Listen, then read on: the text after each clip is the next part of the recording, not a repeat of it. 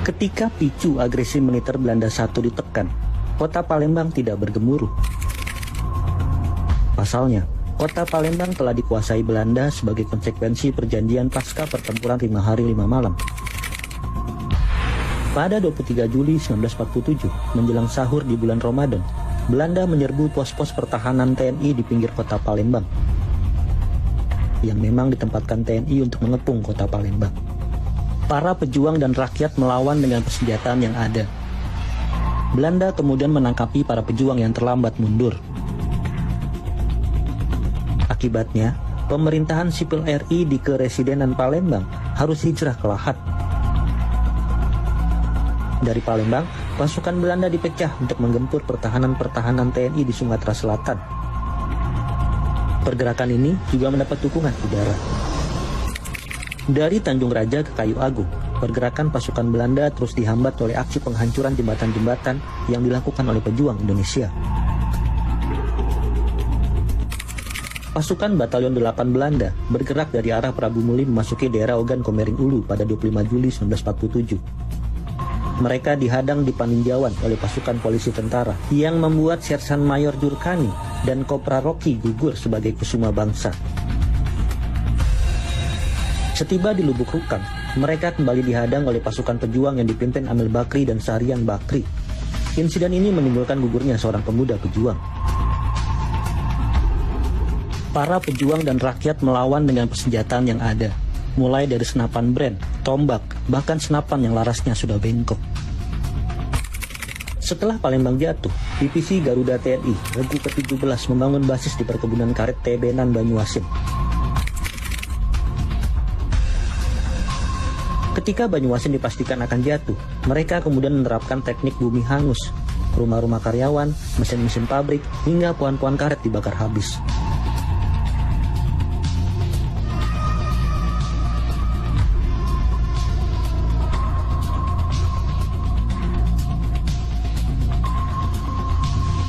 Sementara itu, pejuang yang bergabung dalam Front Rangkan menghancurkan jembatan-jembatan untuk menghambat pergerakan Belanda. Jembatan-jembatan itu tidak diledakkan, melainkan disiram minyak ke badan jembatan kemudian dibakar. Tampak rangka besi jembatan terpelintir dan bengkok karena panas. Karena cepatnya kedatangan pasukan Belanda, TNI gagal menghancurkan jembatan di Batanghari Leko. Jembatan itu hanya mengalami kerusakan ringan, tetapi masih bisa dilintasi. Pasukan Belanda kemudian menempatkan sejumlah personel untuk menjaga jembatan ini. TNI membumi hanguskan komplek kilang minyak Pendopo, milik SVPM, anak perusahaan minyak Amerika Serikat. TNI sukses menghancurkan 4 sumber minyak di sana. Ini foto udara dari asap hitam pekat yang menyelimuti langit akibat pembakaran sumur-sumur minyak tersebut. Pasukan Belanda dan Kenil berhasil mencegah penyelundupan senjata dan amunisi pejuang Indonesia di Gelombang. 9 pejuang ditangkap dalam operasi ini. Kelak para pejuang juga menyabotase jalur kereta api antara Muara Enim dan Lahat. 1 gerbong kereta tergelincir keluar rel akibat sabotase ini. Tampak para insinyur Belanda mencoba mengembalikan gerbong kereta ke relnya. Jembatan Benteng atau Jembatan Lematang, penghubung antara Lahat Muara Enim, rusak total karena diledakan oleh TNI. Para prajurit insinyur kemudian membangun jembatan darurat di sebelahnya. Namun, jalan masuk jembatan itu sangat curam. Sementara itu, TNI juga menyabotase jembatan kereta api yang melintasi Sungai Lematang.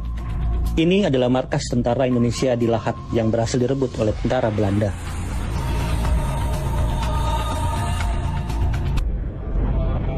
Hari itu, pasukan Belanda juga mengambil alih seluruh pos pertahanan dari Inggris.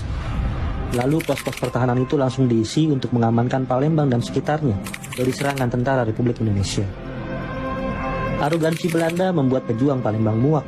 Puncaknya, ketika Belanda mengubah fungsi Rumah Sakit Katolik Roma Caritas di Talang Jawa dari fasilitas kesehatan menjadi benteng pertahanan yang kuat dan strategis. Peralihan fungsi ini sudah dipikir masak-masak oleh Belanda. Lokasi Rumah Sakit Caritas yang terletak di atas bukit memudahkan Belanda untuk mengawasi pergerakan rakyat Palembang yang akan membahayakan mereka. Selain itu, pendudukan Rumah Sakit Caritas juga memudahkan hubungan Belanda dalam menuju Talang Betutu dan Talang Sungut. Tindakan Belanda ini menjadi salah satu pemicu perang. Pejuang Palembang merasa dikhianati Inggris karena sebelumnya mereka telah menyerahkan pengelolaan rumah sakit Caritas kepada Inggris semata-mata demi tujuan kemanusiaan, tetapi kemudian disalahgunakan oleh Belanda. Insiden pertama yang mengawali perang datang dari bangsa Indonesia. Sekitar jam 9 malam, 2 granat tangan dilemparkan ke arah truk Belanda yang sedang melewati jalan Talang Jawa Baru. Kejadian ini membuat 2 orang tentara militer Belanda tewas seketika.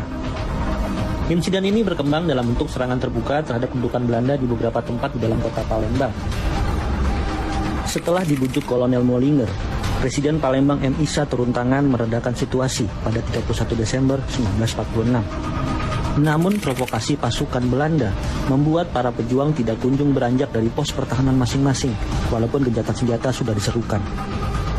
Akibat insiden-insiden tersebut menjadikan konflik antara Belanda dan Indonesia tidak dapat terelakkan. Peristiwa ini merupakan pembuka jalan terjadinya pertempuran 5 hari 5 malam di Palembang dari tanggal 1 sampai 5 Januari 1947. Menjelang hari kelima pertempuran, setelah kekurangan pasukan logistik dan amunisi, kedua belah pihak mengadakan pertemuan antara pimpinan sipil dan militer mereka dan memutuskan untuk melakukan gencatan senjata. Perundingan itu menyepakati bahwa pasukan Indonesia dan Laskar Rakyat akan mundur sejauh 20 km dari pusat kota Palembang dan hanya menyisakan Angkatan Laut Republik Indonesia di dalam kota. Ini adalah dokumentasi kehancuran kota Palembang setelah pertempuran 5 hari 5 malam dengan Belanda.